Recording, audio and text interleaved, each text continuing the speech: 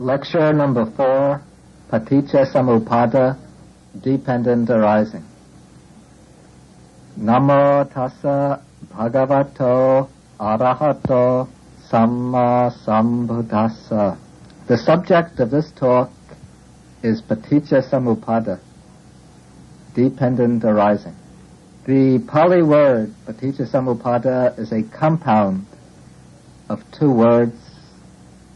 The first, Paticca, means depending on, because of, conditioned by. The other word, Samupada, means arising, but not a simple arising. The prefix sam suggests the idea of complexity, of the interconnectedness or interrelatedness characterizing the process of arising. So for this reason, a really satisfactory translation of the term would be perhaps be dependent co-arising. But we follow the more usual translation and render it dependent arising. Other translators sometimes use dependent origination, condition co-production, condition genesis, and so on. The doctrine of dependent arising is, so to speak, the dynamic counterpart of the doctrine of anatta, of selflessness. And the great importance of this teaching can be seen from several suttas spoken by the Buddha. In one sutta, the Buddha says that one who sees dependent arising sees the Dhamma, and one who sees the Dhamma sees dependent arising. The Dhamma is the truth discovered by the Buddha, the truth that subsists by itself, independent of all other influences. And in this statement, the Buddha makes an explicit equation between this profound truth he has realized and dependent arising. Again, it is said in some other suttas, in the description of his own quest for enlightenment, the Buddha says that immediately before his enlightenment, when he was sitting in meditation, he began inquiring into the chain of conditions, seeking the causal origination of suffering. And this inquiry led him to the discovery of dependent arising. So from one angle we can equate the discovery of dependent arising with the attainment of enlightenment itself.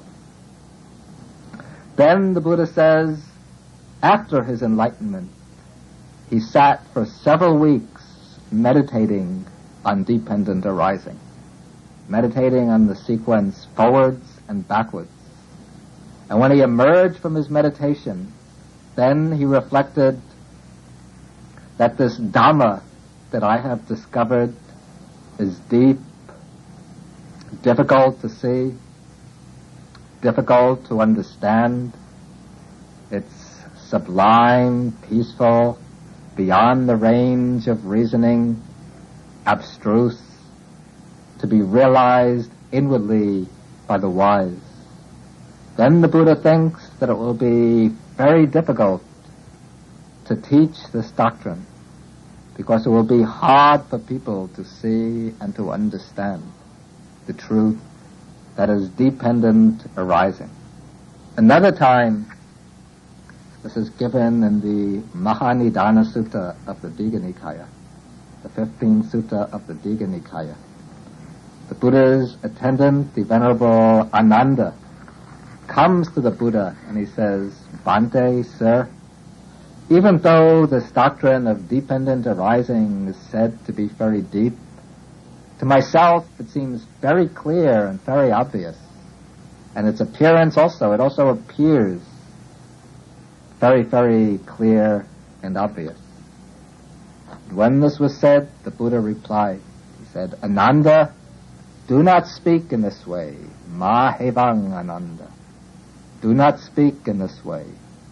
This dependent arising is deep in truth, and it's deep in its appearance.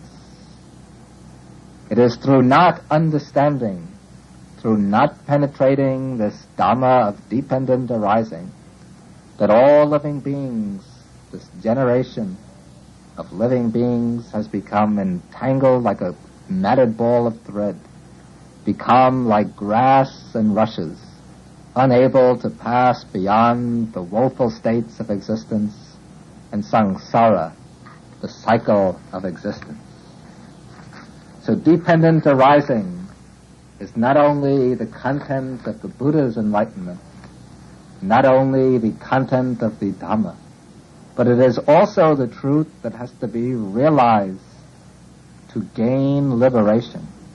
It is through not seeing and understanding dependent arising that we have wandered and roamed from the cycle of birth and death. And it is by penetrating to the truth of dependent arising that we are to gain freedom, liberation from the cycle of birth and death. So we can see that the essence of the Buddha's teaching lies precisely in dependent arising, the key not only to an intellectual understanding of the Dhamma, but to the attainment of liberation. Now, the teaching of dependent arising has two aspects.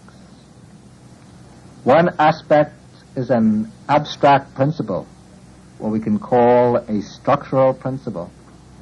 The second aspect is the application of that principle to the problem, which is the main concern of the Buddha's teaching, the problem of suffering. In its abstract form, as the structural principle, dependent arising is the most fundamental law underlying every process and event that can occur. It is a law that is beginningless and endless, a law which has no external ground and requires no external support. This law, which sustains every event that occurs, the structural principle that underlies all phenomena, this is the law of conditionality. It is the law that holds that whatever arises in dependence on conditions. Everything that comes into being through the force of conditions. Everything that exists in dependence on conditions. And without the support of the appropriate conditions, the given phenomena will not be able to arise and will not be able to remain in existence. The structural principle is expressed by an ancient Pali formula, which is so basic and so important that we've set it out in the sheet in the Pali itself. The formula runs, Imasmin sati idang hoti, imasupada idang upajati, imasmin asati idang nahoti, imasa niroda idang nirujati. The meaning, when there is this, that comes to be. With the arising of this, that arises. When there is not this, that does not come to be. With the ceasing of this, that ceases. The first part of the formula, the positive part, explains the conditional arising of phenomena. It says that in order for any factor B to come into existence, its condition A must exist or be operative. That B arises through the contribution of its condition A. To give an example, the apple tree exists in dependence on the apple seed. If there is an apple seed, the apple tree can come into existence. If an apple seed comes into being, the tree can come into being. But if there is no condition present, when the condition A for the occurrence of something B does not exist, then the phenomena B will not exist.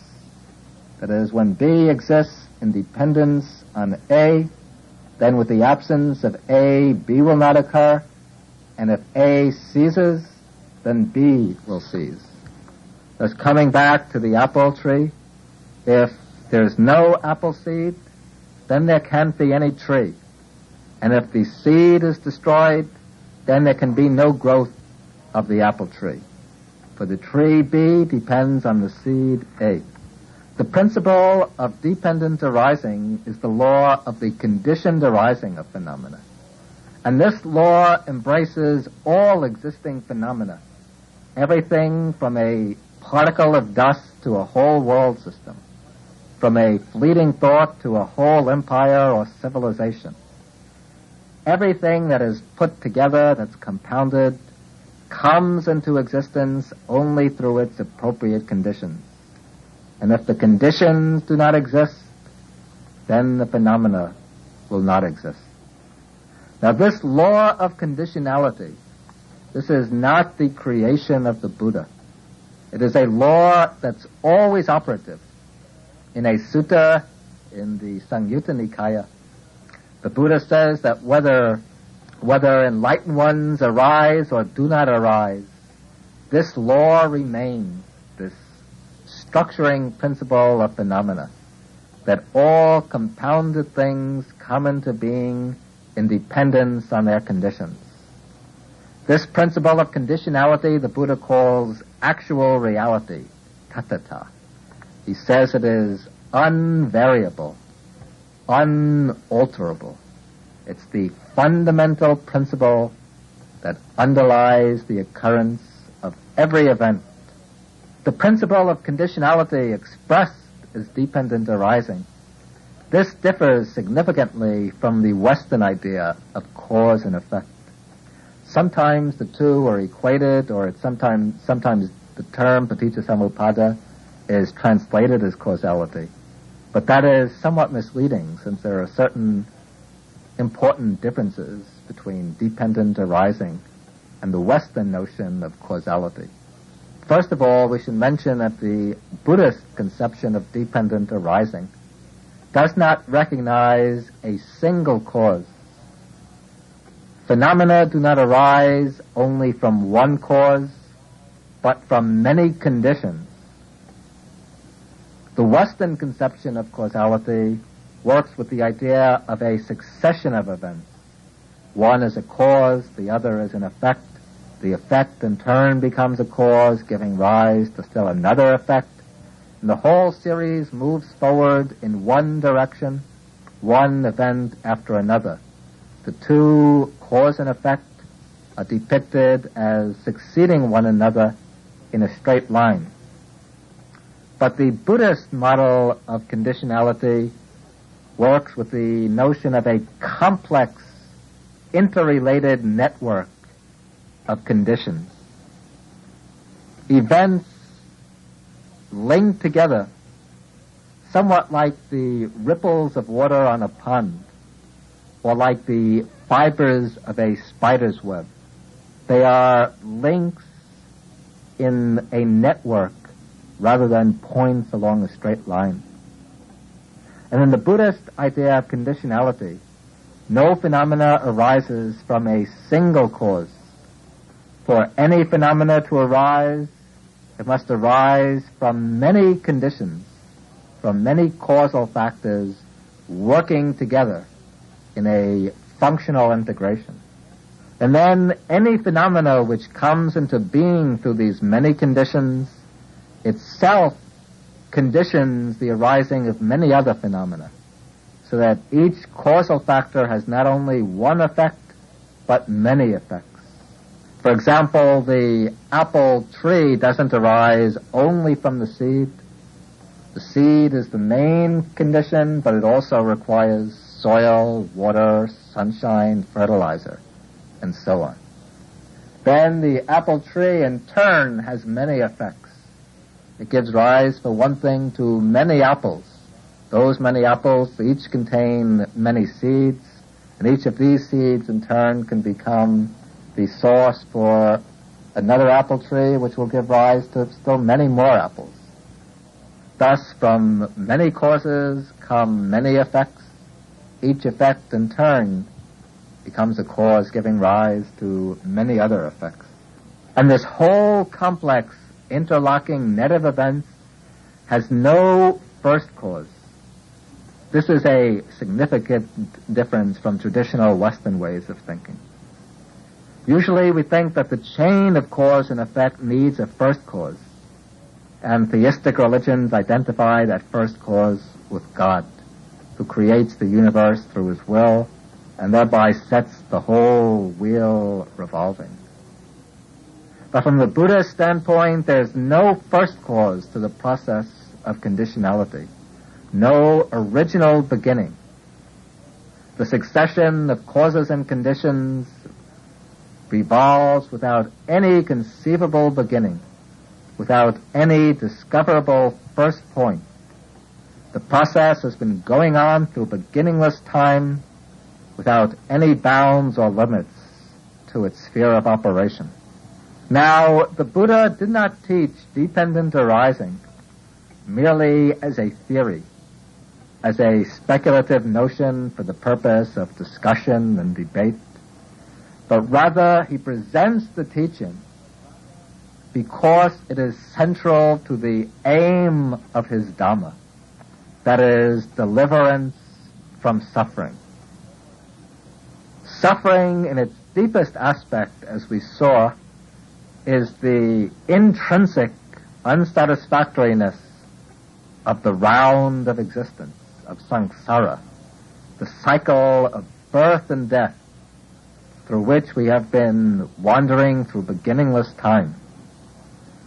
The aim and goal of the teaching, that is the cessation of suffering, liberation from dukkha, and that comes by bringing an end to samsara, to the wheel of becoming. Now the Buddha says that a first point to samsara cannot be discovered. No matter how far back we might go in time, we always find the possibility of going back further. Thus a first point to the cycle of existence cannot be discovered. However, even though samsara doesn't have a beginning in time, it does have a distinct genetic structure, a causal structure. It is sustained and kept in motion by a precise set of conditions. These conditions the Buddha sets out in a sequence of 12 factors, and these make up the practical side of his teaching on dependent arising. The 12 factors are given on the sheet. They are ignorance, volitional formations, consciousness, mentality, materiality, the 6 sense faculties, contact, feeling, craving, clinging, existence, birth, and aging and death. Aging and death, though two, are grouped together as one. These 12 factors, these are the spokes of the wheel of existence. And these factors are all to be found within ourselves, in our own minds, in our own experience. It is through these factors that we revolve over and over in samsara. We continue to roam in the round of becoming, meeting with the different forms of suffering, with sorrow, lamentation, pain, grief, and despair. And because of our ignorance of these factors, because of our ignorance of dependent arising, we continue to be held in bondage. And by discovering this truth, the truth of dependent arising, it becomes possible to remove the fundamental links and thereby to reach true and lasting freedom, to bring the whole process of repeated becoming, of birth and death, to a standstill. Now, the 12 factors of dependent arising are set forth by the Buddha in a series of statements. These statements have as their basic formula, in the order of arising, with A as condition, B arises. Then the Buddha fills this in with each of these factors so that we have, with ignorance as condition, the volitional formations arise. Or dependent on ignorance, the volitional formations arise. Dependent on the volitional formations, consciousness arises. Dependent on consciousness, mentality, materiality arises.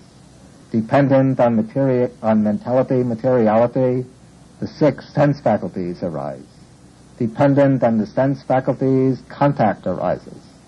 In dependence on contact, feeling arises.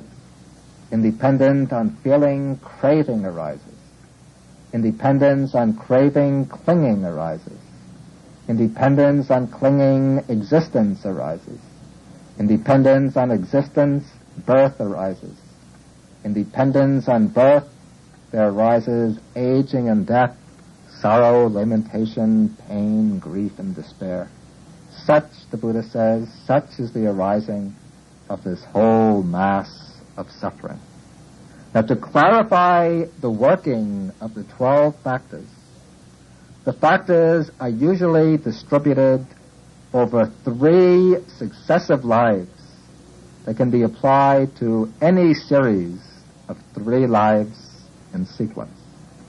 Now, if we take the main portion from consciousness, number 3, through existence, number 10, if we take this portion as applying to the present life, then the first 2 links, first 2 factors, will pertain to the past life, to the immediately preceding existence.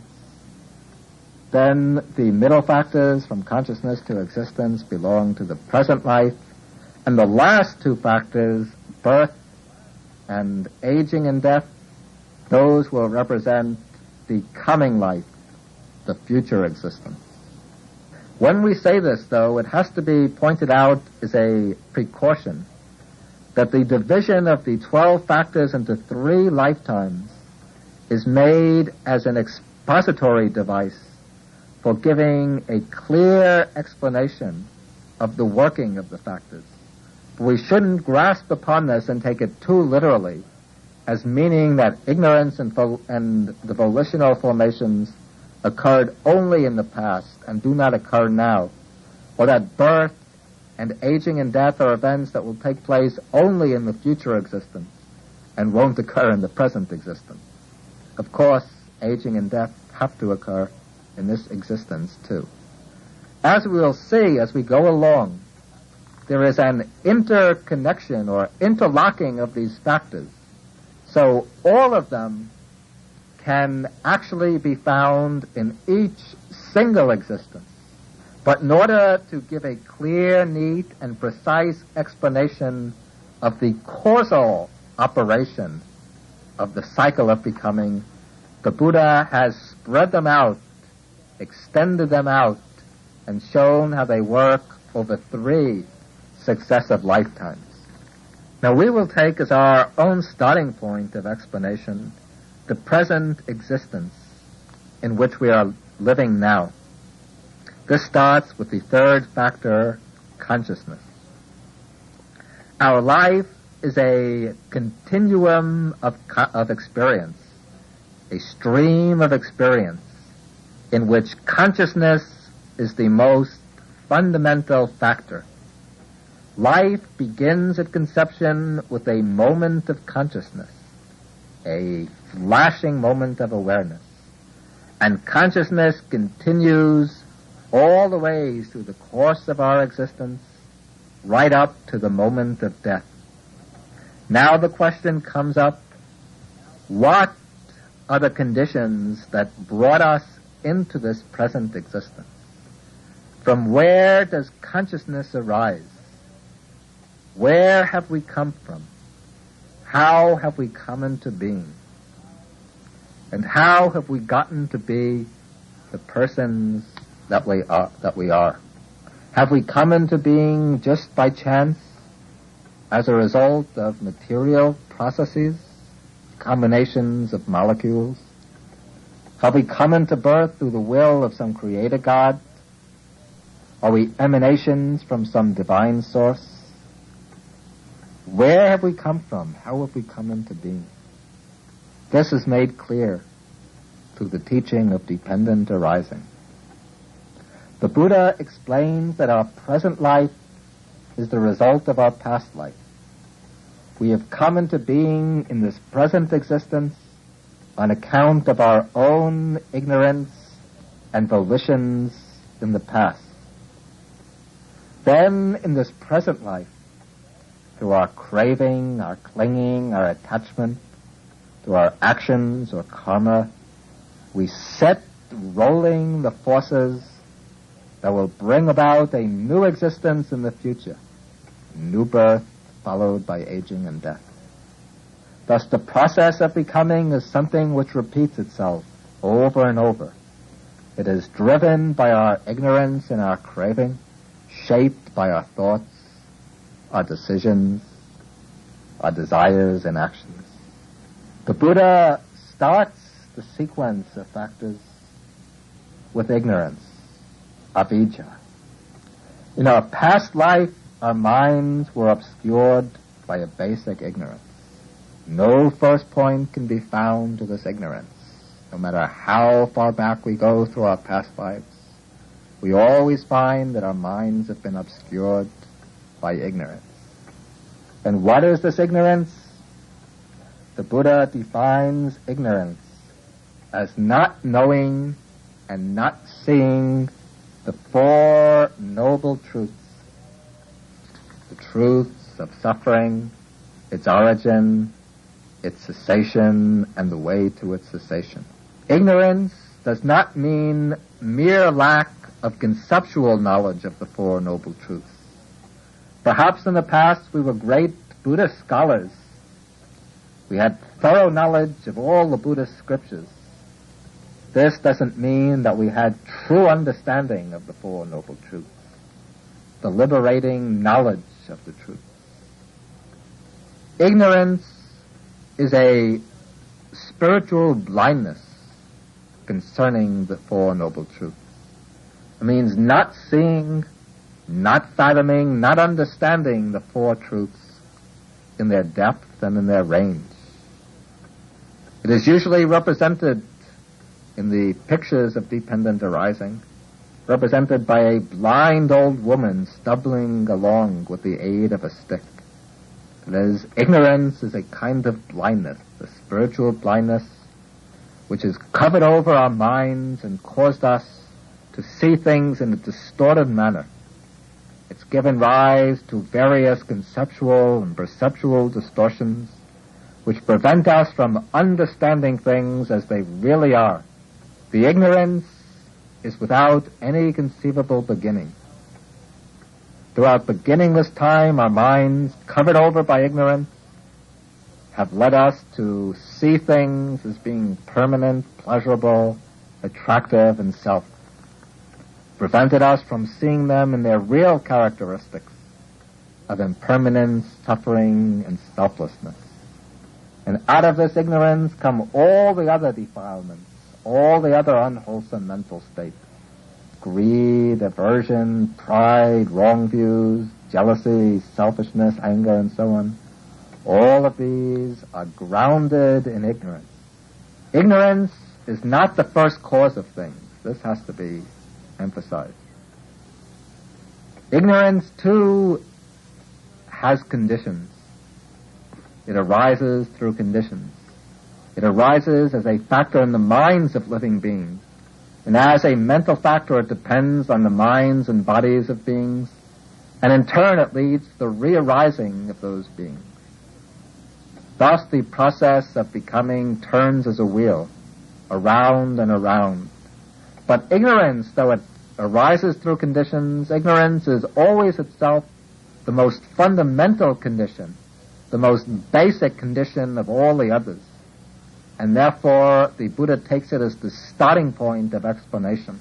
And though ignorance was active in the past and brought us into the present, we shouldn't think that ignorance was left behind in the past. As long as we lack perfect insight into the Four Noble Truths, into the Dhamma, then ignorance remains in our mind. It continues to lurk in our mind, leading us into actions which bring about renewed birth in the future. Now, because of this ignorance, we engage in action. And this brings us to the first proposition, which connects together the first two factors. In Pali, avijja paccaya sankhara. In dependence upon ignorance, volitional formations arise. That is, in dependence upon the mental blindness, spiritual blindness, we engage in actions grounded on our illusions, on our wrong views. We activate our will. We form determinations of will. We engage in occasions of action. All of these volitional actions, these volitional formations, these are called sankharas. The word sankhara means forming, constructing, creating, putting together. And here it refers specifically to the mental formations of will that arise in a mind that's covered over by avijja, by ignorance. The factor of sankharas, this is equivalent to karma. The word karma means volitional actions, acts of will which might be expressed outwardly through the body, as when we perform bodily actions, which might be expressed verbally as speech, that is, verbal karma, or actions which might remain in the mind when we make decisions, form plans, arouse desires, think different thoughts, and so on. All of these activities of volition, whether they're expressed outwardly through body or speech, or whether they remain inwardly in the mind, these are the volitional formations, the sankharas. Now, when the mind of a person is encompassed by ignorance, and when he performs some volitional action, then that action gives rise to formations, and it gets deposited in the mind as a kind of seed with a potency, a power of germinating in the future and of producing results. They might germinate in the future, in this present life, or they might germinate in the next life, or they might germinate in some future existence after that, even after many aeons. For whenever there's a volitional action that arises in a mind encompassed by ignorance, then that action leaves an imprint on the mind, a formation, with the capacity to mature, to fructify in the future. Now, in the present context of dependent arising, the most important aspect of the volitional formations is their power to cross over the gap created by death and to generate a new existence in the future. That is, the volitional formations underlaid by ignorance have a power to bring about rebirth. These volitional formations that produce rebirth, these can be of two kinds. They can be wholesome volitions or unwholesome volitions, kusala or akusala. The wholesome volitions are morally pure or good volitions. The unwholesome volitions are the morally blameworthy, bad or harmful volitions. Each kind of volition brings about a different type of rebirth. The wholesome volitions bring a good rebirth, the unwholesome ones bring a bad rebirth. But both types of volitions, the wholesome and the unwholesome ones, are both conditioned by ignorance. They both arise out of ignorance, and both sustain the wheel of becoming. They both keep the wheel of existence in motion. Now we come to the next link in the series. Sankhara Pachaya Vijnanam, that is, with the volitional formations as condition, consciousness arises. Now when the volitional formations are accumulated in the mind, and ignorance is still present, then when death occurs, a new moment of consciousness will be generated right after death, the first moment of consciousness of the new life.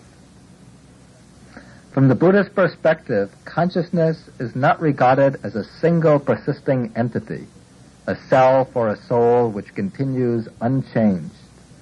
Consciousness is seen rather as a series of acts of consciousness, each one arising and breaking up like the waves of the ocean.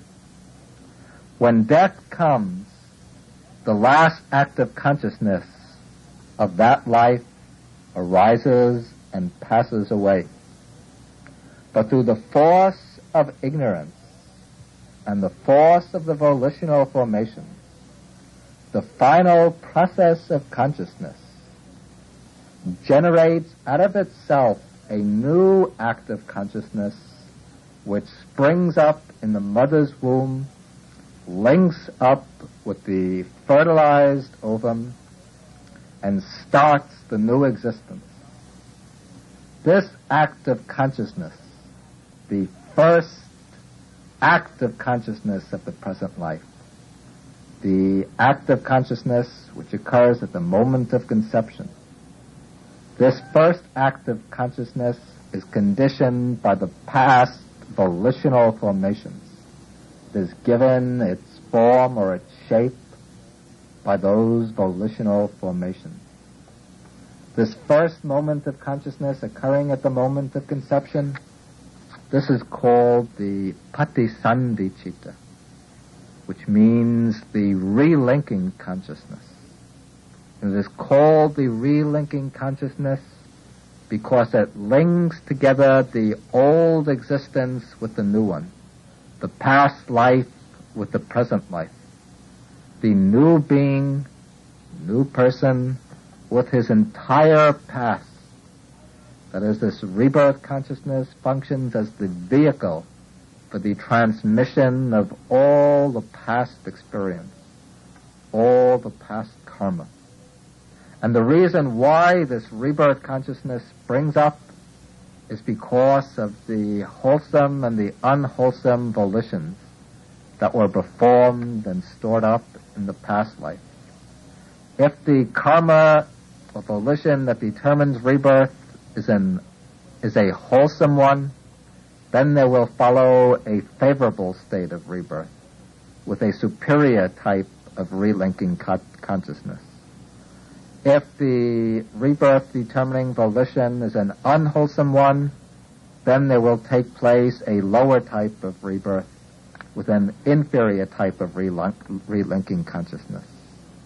But whether it be a high or low rebirth, that rebirth will be determined or conditioned by the volitional formations that are underlaid by ignorance, by the spiritual blindness. One brief moment, then it breaks up and stops. But immediately after the rebirth consciousness, the same basic type of consciousness continues to flow as a series or sequence of mental acts throughout the entire lifetime. It flows as a series of subliminal acts of consciousness, a passive flow of consciousness underlying all of our active states of mind, continuing all the ways from the moment following rebirth through to the moment of death. This passive flow of consciousness is called the bhavanga, the stream of existence or the life continuum. And this bhavanga consciousness, this also is determined by the volitional formations of the past life. Now we come to the next link in the series, Vijnana Pachaya Nama Rupan, with consciousness as condition, mentality and materiality arises. Mentality, materiality, nama-rupa, that is equivalent to the psychophysical organism. Now when the rebirth consciousness springs up at the moment of conception, it doesn't arise in isolation. It occurs in association with the totality of the psychophysical organism that also comes into being at the moment of conception.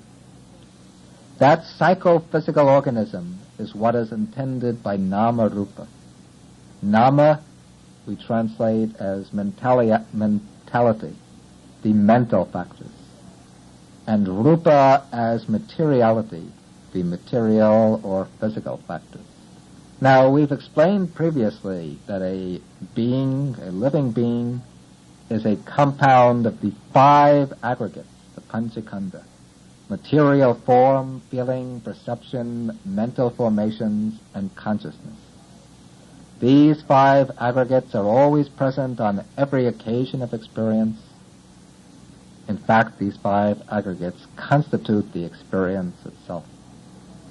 Now, among the 5 aggregates, at the moment of conception, the rebirth consciousness is present as the aggregate of consciousness.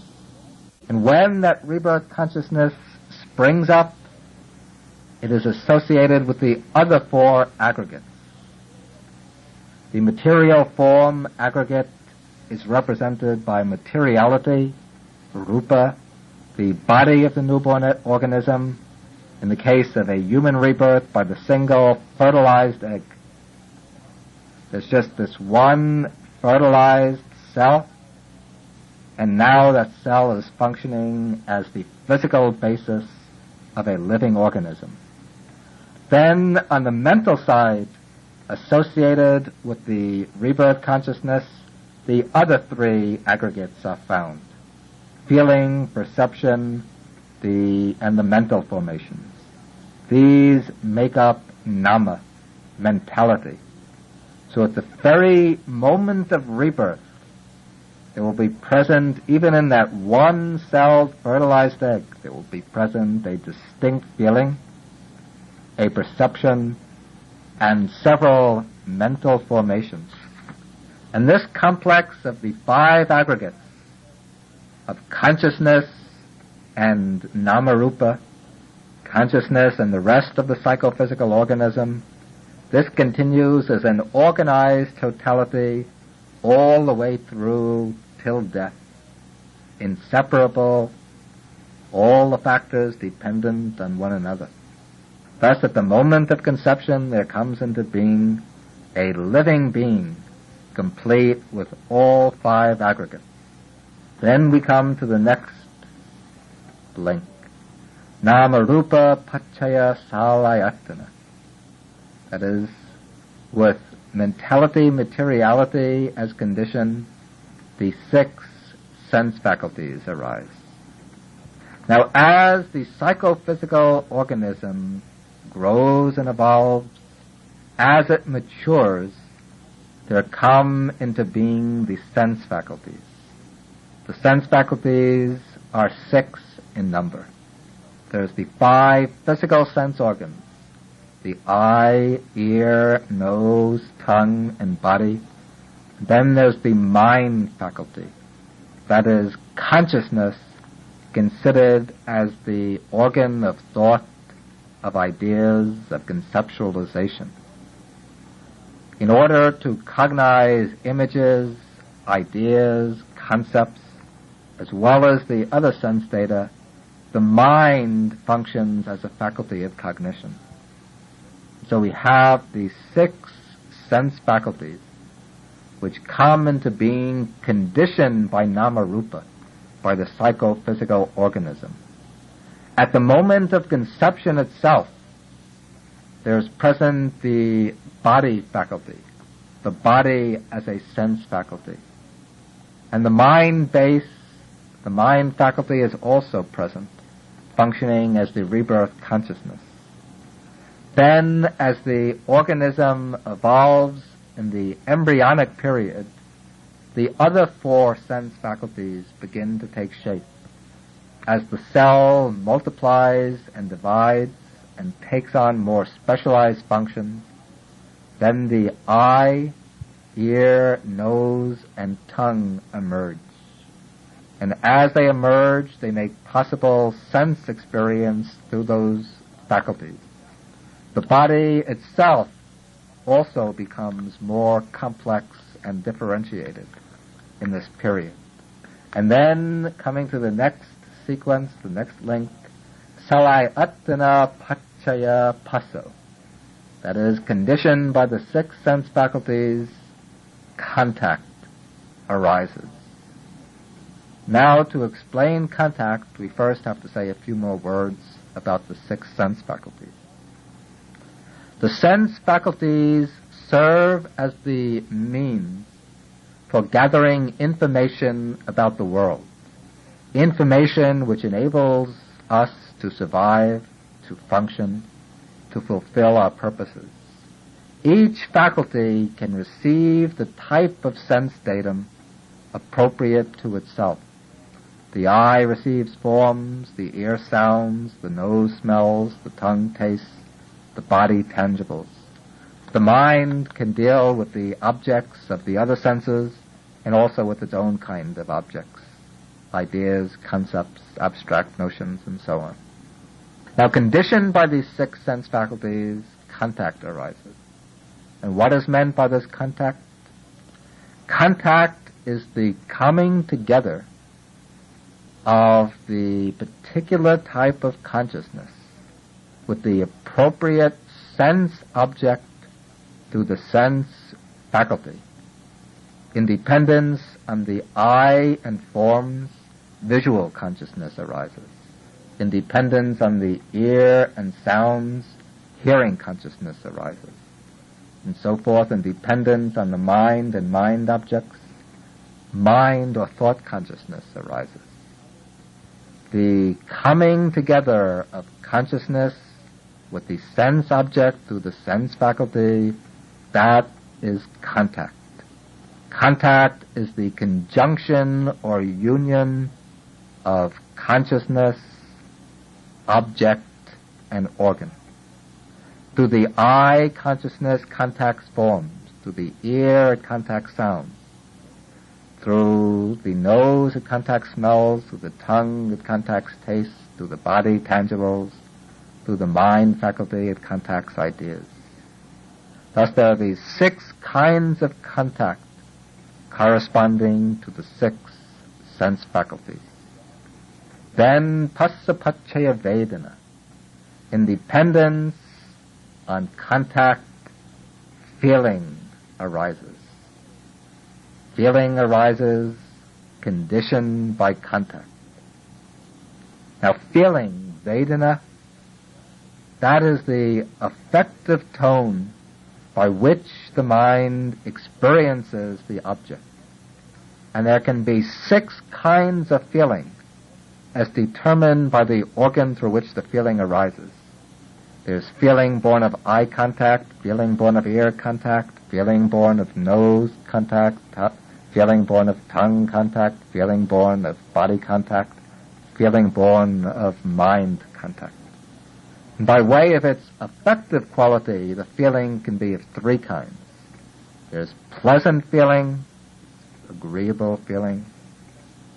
Then there's painful feeling or disagreeable feeling. Then there's indifferent feeling or neutral feeling. And why do these feelings arise? They arise because we have this psychophysical organism with its six sense faculties through which our minds contact the six kinds of sense objects. And some feeling is present on every occasion of experience. Whenever we see a sight, hear a sound, etc., some feeling is present, coloring our experience of the object. Sometimes the feeling might be faint and indistinct, but it is present all the same at every moment. And it's through those feelings especially that our past karmas work themselves out, that they bring their fruits. Now, with feeling as conditioned, we come here now to the next link, Vedana Paccaya Tanha. With feeling as condition, craving arises. And with this link, we take a major step forward in the movement of the wheel of existence. For all the factors that we've mentioned, from consciousness through feeling, consciousness, nama-rupa, the six sense faculties, contact and feeling, these represent the results of past karma, the maturation of our past volitional formations, which we performed and accumulated in the past life, and which are now germinating in the present and producing their fruits. As a result of our past ignorance and volitions, we've taken birth, acquired this body with its sense organs, and experienced the different kinds of feeling. All this comes about as a result of causes sown in the past. But now, with the arising of craving, we make a move from the resultant sequence of the past, having its effects in the present, to the causes operating in the present, generating a new existence in the future. In dependence on feeling, there arises craving. When our minds are covered over by ignorance and we experience pleasurable feelings, we become attached to those feelings. We enjoy them, relish them, and we crave for a continuation of this experience, or for a repetition of it, a renewal of it. Thus craving arises, desiring or holding on to pleasure into the future. When we experience painful feelings, this pain awakens an aversion, a desire to eradicate the source of pain, to run away from it and smother it by indulging in more pleasurable sensations. And so, with the mind covered over by ignorance, the deluded person gets caught in the pattern of running away from pain and running in pursuit of pleasure. The pattern spelled out by craving.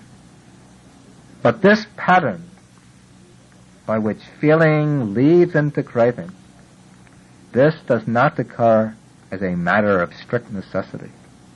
This is a very, very important point that we come to. Between feeling and craving, there is a space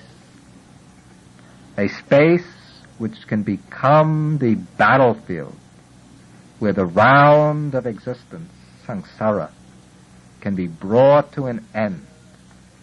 It is here, in this space between feeling and craving, that the battle will be fought, which will determine whether bondage will continue indefinitely into the future, or whether it will be replaced by enlightenment and liberation.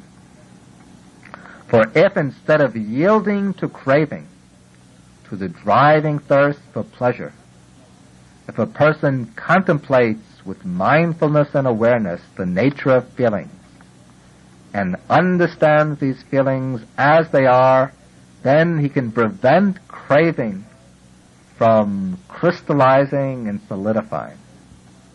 He can prevent craving from arising and from sustaining renewed existence in the future.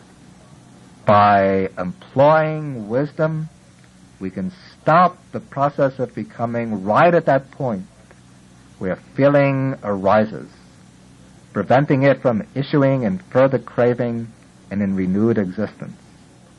So the link between feeling and craving, that is the vital meeting ground of the present sequence rooted in the past and the present causal sequence leading into the future. And it's here that the work of achieving liberation has to take place. This is the battleground where the defilements, the enemy, will be met by the army of the Enlightenment factors. But now we're dealing with the forward movement of the round. And so we continue. Craving has arisen. Now as the next step we have tanha pachaya upadana. That is, in dependence upon craving, clinging arises. What is this clinging? Clinging, upadana, is an intensification of craving. And the texts distinguish 4 types of clinging. One is clinging to sense pleasures. That is, we cling to the pleasurable feelings that arise, and we cling to the objects that give rise to these pleasures. The second type of clinging is clinging to views. We cling to our theories, to our opinions, to our conceptions, to our beliefs. We set up a scheme of categories through which we try to interpret reality to ourselves, to make things intelligible to ourselves. We hold and grasp that scheme. The third type of clinging is clinging to rules and observances. We cling to various precepts. We cling to rituals, to ascetic practices, whatever, with the notion that just following these rules blindly, performing these rituals blindly, that's going to lead us to salvation. Of course, the rules might be important, the precepts necessary, the rituals might be helpful. The mistake lies in clinging to them with wrong views, with misunderstandings. Then the fourth type of clinging, the most fundamental type of clinging, this is the clinging to the notion of an ego entity, clinging to our mind and body as being a self or the belongings of a self. Now, clinging arises out of craving. And the difference between craving and clinging, this is illustrated by a simile. Craving, they say, craving is like a thief extending his hand to grasp some object that he intends to steal. Clinging, that is like the thief taking hold of the object, taking possession of the object. So at the stage of craving, the person is reaching out for the enjoyable object or for the idea or notion that he demands and needs. At the stage of clinging, he grasps hold of that object or that set of ideas, and he's appropriating it for himself. Then we come to the next sequence. Upadana pachaya bhava. That is, in dependence upon clinging, existence arises. Existence comes into being conditioned by clinging. What is meant here by existence, bhava, is the karmically accumulative side of existence. The phase of life in which we act, in which we accumulate karma, in which we generate more volitional formations, wholesome and unwholesome. The phase in which we build up these formations, accumulate them in the flow of consciousness, store them away in the ongoing flow of consciousness. When these karmas are accumulated through craving and clinging, then after death these karmas bring about a new existence in the future. That is, bhava pachaya jati. In dependence upon existence, birth takes place. Through the karmically accumulative side of existence, through our stored up karmas, driven by craving and clinging, after death we reappear or the stream of becoming goes on, taking a new birth. That new existence in the future begins with birth. That is given here as the 11th factor, jati. This future birth is to be brought about by the present craving, clinging, and the karmic accumulation. And birth, in the strict philosophical sense, consists in the future manifestation of the 5 aggregates, a rebirth consciousness together with namarupa, the mental and material factors. Then, in dependence on birth, then we have jati, pachaya, jara, mardana. In dependence on birth, there arises aging and death. That is, because we take birth in the future, then we have to pay the inevitable price. We have to undergo aging and death. And some of the texts mention not only aging and death, but sorrow, lamentation, pain, grief, and despair. So those are the 12 factors of dependent arising. And now we have having set out and explained the 12 factors, there are some additional considerations to be given to them. First, there is what is called the 3 links. These are quite obvious from what we've already said and need not be discussed at length. We could see them in the diagram. First, there is the link between the past causes and the present effects. That is the link between volitional formations and consciousness. Second, there is the link between the present effects and the present causes. This is the link between 7 and 8, feeling and craving.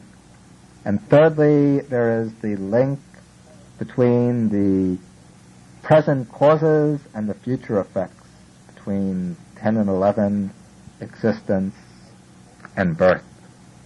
The most important of these, as we mentioned, is the connection between the 7th and the 8th, between feeling and craving. Then the 12 factors are arranged into 4 groups with 20 modes. We saw that the causal factors of the past are ignorance and volitional formations. But when there is ignorance present, there is also craving and clinging. Craving and clinging don't belong only to the present life, but when in the past life, when our mind was covered over by ignorance, we also had craving and clinging. And so along with ignorance in the past, we also had craving and clinging. Then the volitional formations, in effect, are the same thing as existence. Existence indicates the karmically accumulative side of life, and the predominant aspect of this side of life is the formation of karma through volition. So the 2 items, volitional formations and existence, these are really the same thing shown under different names and assigned to different lives. But when one is mentioned, the other is also implied. So then we get as causes in the past, along with the ignorance and the volitional formations, we have craving, clinging, and existence. These are the 5 causes in the past. Then in the present life, with the present effects, we have 5: consciousness, mentality, materiality, the sense faculties, contact, and feeling. Those are subject to birth, aging, and death. So birth, aging, and death are implicitly included. Then in the present causal section, when we have craving and clinging, what lies behind these? Ignorance. The reason we crave and cling to things is because we are ignorant about the true nature of things. And so when craving and clinging are mentioned, then ignorance is also implied. Then, as we said, existence is equivalent to the volitional formations. So thus, along with the three in the present, we have two other causes, that is, ignorance and volitional formation. Thus, we have 5 causes in the present. Then birth, aging, and death are events pertaining to consciousness, to the factors consciousness through feeling. That is, it's consciousness and the mental and material factors that are born. There's these that grow up, these that mature, these that grow old, and these that die. So when we speak of birth, aging, and death, we're referring to the factors consciousness and the material and mental states, including the senses, contact, and feeling. In that way, we get 5 effects in the future. Thus, we have these 4 groups. The 5 past causes which give rise to the present effects, then the present 5 causes which give rise to 5 more effects in the future. Thus, we get 4 groups with 20 modes. And this whole sequence can be seen as repeating itself over and over again. You could apply it to any sequence of lives. The 12 factors are again subdivided in another way into the 3 phases of the round. First, we have the phase of defilements, kilesavata. That is, ignorance, craving, and clinging, the defiling mental factors. Then, from this defiling phase, because the mind is ignorant, craves, and clings, the person engages in actions that bring about an accumulation of karma, karma which is productive of more existence in the future. Thus, this phase of karma functions as the cause for the 3rd phase of the round, the phase of results.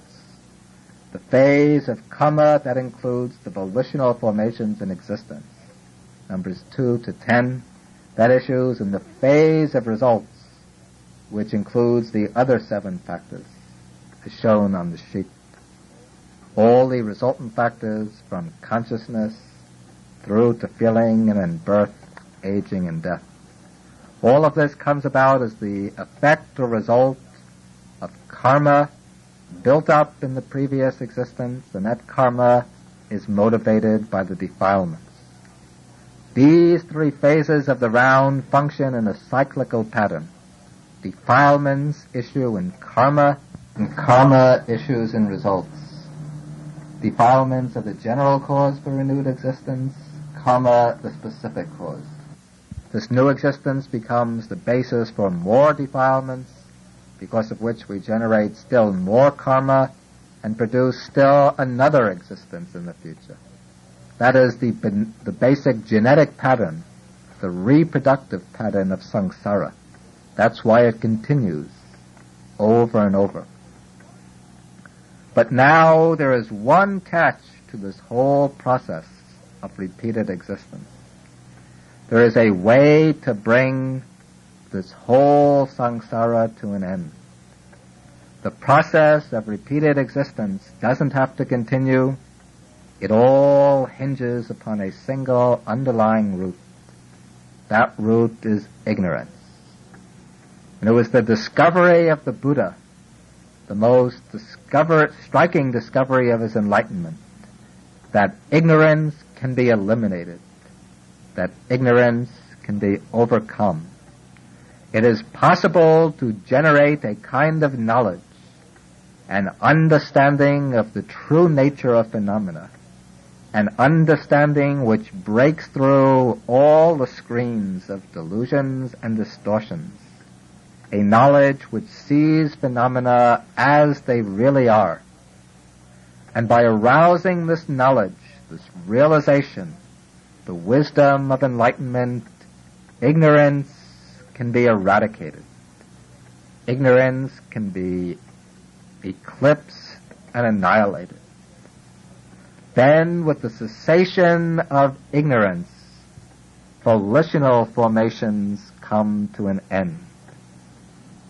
The liberated person, the Arahant, acts.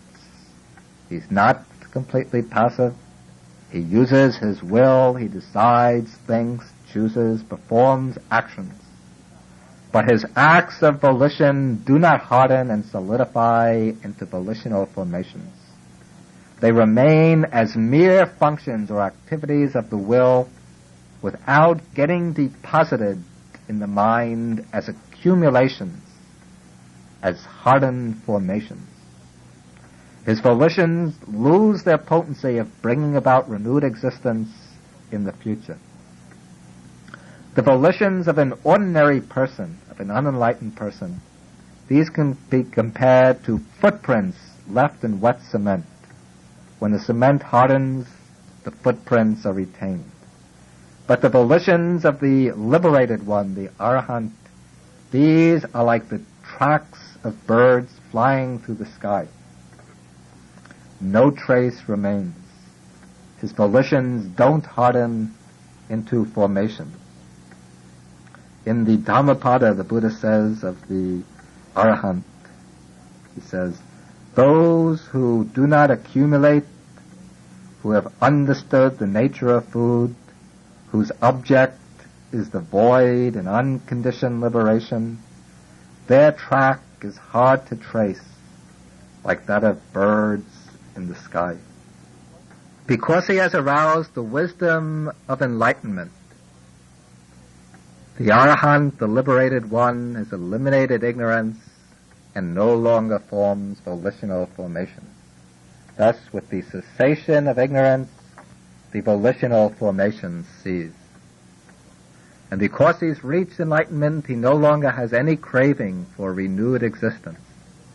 And so when he reaches the end of his lifetime, there is no precipitation of a rebirth consciousness. With the cessation of the volitional formations, the process of consciousness ceases. With the cessation of consciousness, there is no new mentality, materiality, no psychophysical organism coming into being in the future. With the cessation of the psychophysical organism, there's no more sense faculties, no more contact, no more feeling.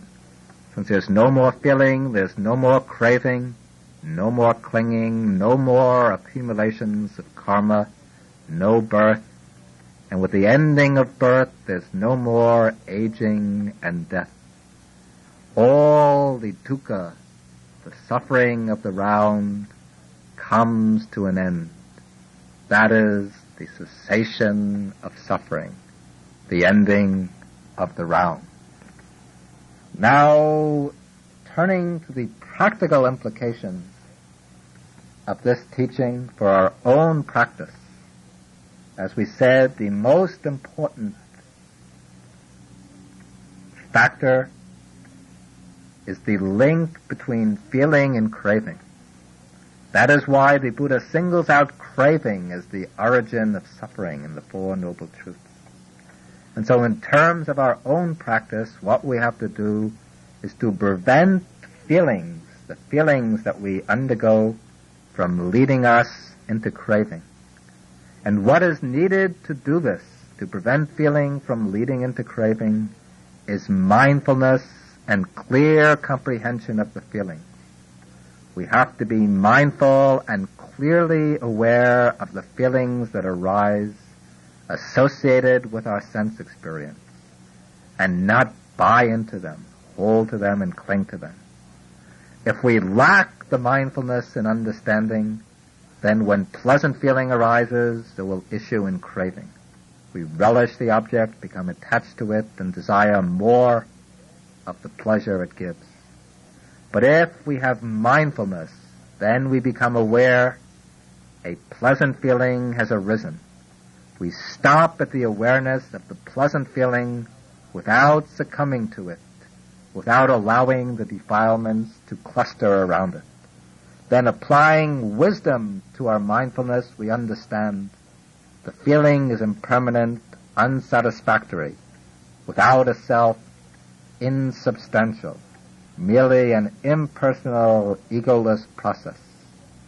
These measures prevent the feeling from giving rise to craving. Then as we go on cultivating wisdom, wisdom grows sharper and sharper, deeper and deeper, until it cuts off the basic ignorance, or cuts off layer after layer of ignorance. And when all the ignorance is eliminated, then the state of liberation can be achieved.